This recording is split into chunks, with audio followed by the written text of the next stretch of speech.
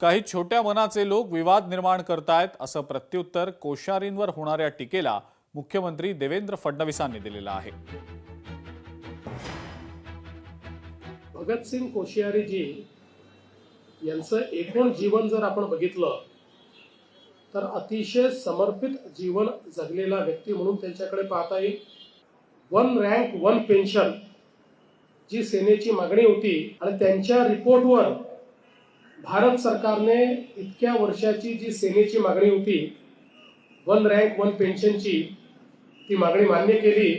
विविध अंगी कार्यांमुळे त्यांना पद्मश्री दिलेली आहे। नायकांना थेट नाव घेणं अवघड जात असेल, वारंवार चॅलेंज देण्याचा जर प्रयत्न झाला तर आम्ही शांत बसणार नाही असा थेट इशारा शिवसेनेकडून गणेश नाईक यांना देण्यात आलेला आहे।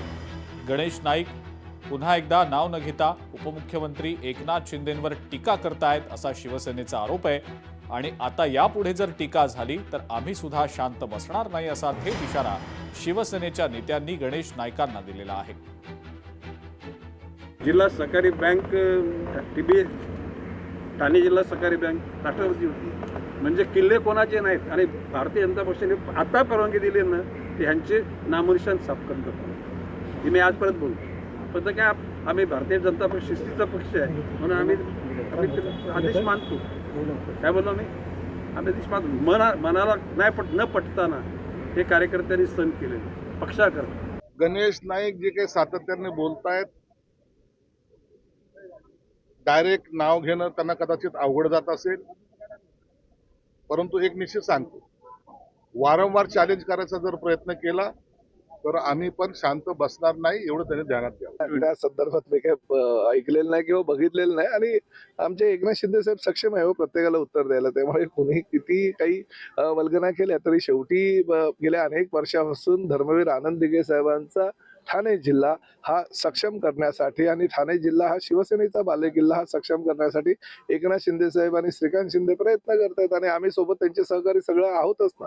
त्यामुळे बोलणं फार सोपं असतं, करणं फार कठीण असतं आणि ते कठीण काम आहे ते एकनाथ शिंदे साहेबांनी करून दाखवलेलं आहे। गणेश नाईक खबरदार, इथून पुढे एकनाथ शिंदे साहेबांच्या बद्दल एक शब्द जरी बोललात ना, उरल्या सुरल्या अब्रूचे धिंडवडे निघतील तुमचे। आणि तुम्ही काय आमचं नामोनिशान साफ करणार? त्यापेक्षा आधी स्वतःचं चारित्र्य साफ करा आणि एकनाथ शिंदे साहेबांचं नामोनिशान साफ करणारा मायकालाल अजून जन्माला यायचा आहे। गणेश नाईक अवकातीत रहा।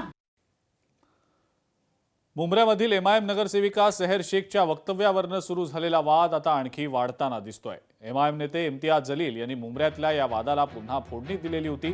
फक्त मुंब्राच नाही तर संपूर्ण महाराष्ट्र हिरवा करू असं जलील म्हणाले होते। दरम्यान जलील यांच्या विरोधात टीका सुरूच आहे। कुणी जलील यांना आव्हान देताना दिसतंय तर कुणी धमकीवजा इशारा देखील देताना दिसतंय।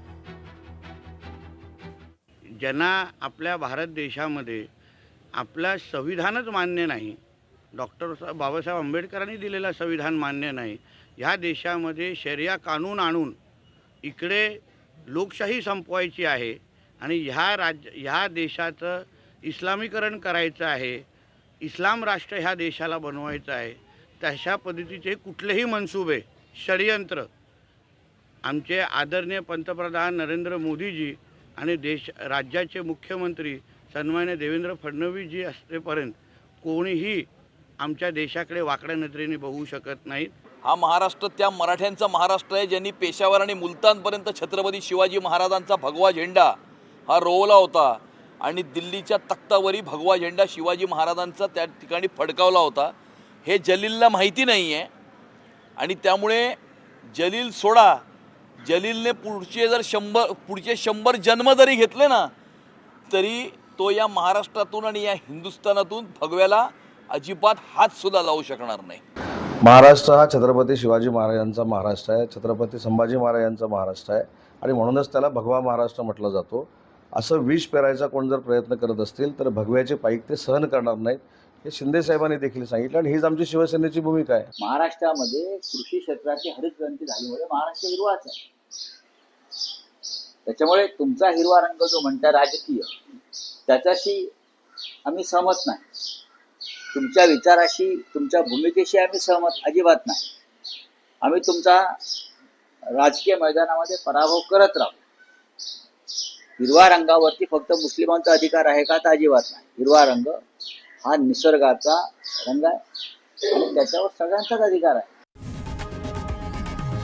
लोकशाही मराठी ऐका, पहा, जागरूक रहा.